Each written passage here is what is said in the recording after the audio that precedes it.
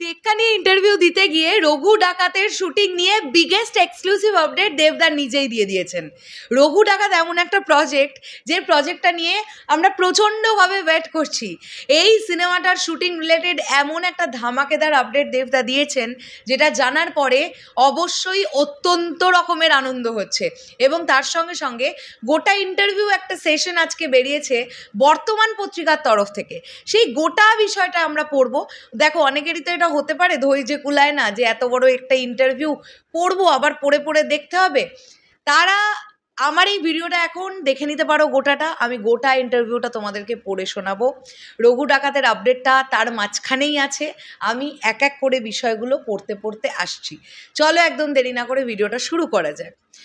এটা হেডলাইন করা হয়েছে, দর্শক জানেন দেব খারাপ মানুষ নয়। এবারে প্রশ্ন করা হচ্ছে দেবদাকে, এবার পুজোতে কি প্রতিযোগিতা কম?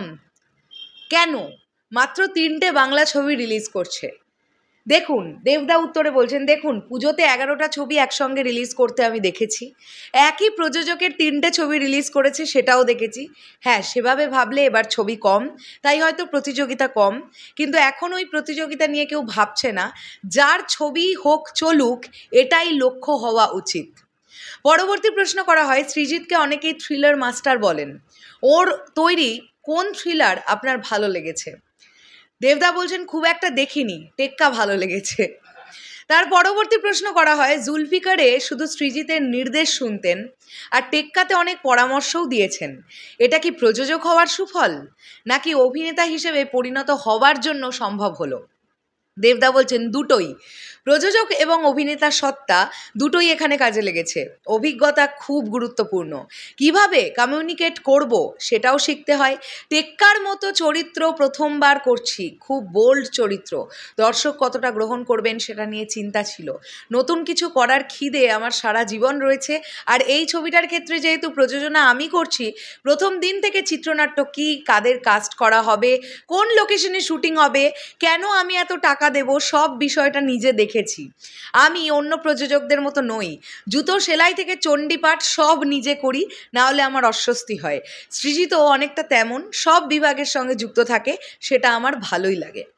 তারপরের প্রশ্ন করা হয়, আপনাদের দুজনেরই ডমিনেটিং স্বভাব? দেবদা বলছেন, হ্যাঁ কিছুটা তো বটেই। তাতে অসুবিধে হয়নি? না, কোনো ক্ল্যাশ করেনি। কাজটা ভালো হতে হবে, এই জায়গায় কিন্তু দুজনেই একমত। তাছাড়া ক্রিয়েটিভ ডিসএগ্রিমেন্ট থাকেই, তা নিয়ে ব্যক্তি স্তরে কোনো ঝামেলা হয়নি। 25 দিনের কাছাকাছি শুটিং করেছি। সো আমরা বুঝতে পেরে গেলাম যে টেক্কা সিনেমাটা কিন্তু অলমোস্ট 25 দিন 25 ডেজ শ্যুট হয়েছে। আচ্ছা, এর পরবর্তীতেই প্রশ্নটা আসছে, বাংলা ছবি এখন এতদিন ধরে শুটিং হয়? দেবদা বলছেন, কেন হবে না, খাদান এখনও শ্যুট করছি। প্রধান 40 দিন শ্যুট হয়েছে। রঘু ডাকাত প্ল্যান হচ্ছে, সেটাও 40 থেকে 50 দিনের শুটিং। এটা রঘু ডাকাত নিয়ে একটা বিগেস্ট আপডেট দেবদা দিয়ে দিয়েছেন, যে 40 থেকে 50 দিনের শুটিং হবে রঘু ডাকাতের জন্যে। এখন ভারতের সব ছবি কোয়ালিটি কনসিয়াস, সেখানে আমি একটা ফালতু ছবি নিয়ে বক্স অফিসে পৌঁছতে পারবো না। টেক্কা দেখে বুঝতে পারবেন প্রিমিয়াম কোয়ালিটির শুটিং হয়েছে। তারপরের প্রশ্ন করা হচ্ছে, এই চরিত্রটা করার জন্য কনভিন্স হলেন কিভাবে? কনভিন্স হওয়াটা কঠিন ছিল। প্রত্যেকটা দৃশ্যে যদি দেবকে দেখা যায় তাহলে দর্শক ছুঁড়ে ফেলে দেবেন। ঠিক যেমন শাহরুখ খানের পাঠান, জওয়ান করতে গিয়ে সমস্যা নেই, কিন্তু চাপরাশি বা ক্লার্কের চরিত্রে সুপারস্টারকে কনভিন্স করানো সোজা নয়। এখানেই অভিজ্ঞতা, এতদিনের শিক্ষা, কতটা নিজেকে ভাঙতে পারলাম সেগুলো কাজে লাগে। এই ছবিটা প্রথম শুনে মনে হয়েছিল চ্যালেঞ্জিং, কিন্তু অসম্ভব নয়। দেব যে সংলাপগুলো বলছে সেটা আরও বেশি চ্যালেঞ্জিং, কারণ দেবের একটা ভালো ইমেজ রয়েছে। দেব এই সংলাপগুলো বলবে তো, দেবের যেন পরে অসুবিধে না হয়। টিজার ট্রেলার দেখে লোকে নিজেদের সঙ্গে কানেক্ট করতে পারছেন, এটাই আমার ভালো লাগা। তার পরবর্তী প্রশ্ন, রুক্মিণী মৈত্র আবার আপনার প্রযোজনা সংস্থায় কাজ করলেন।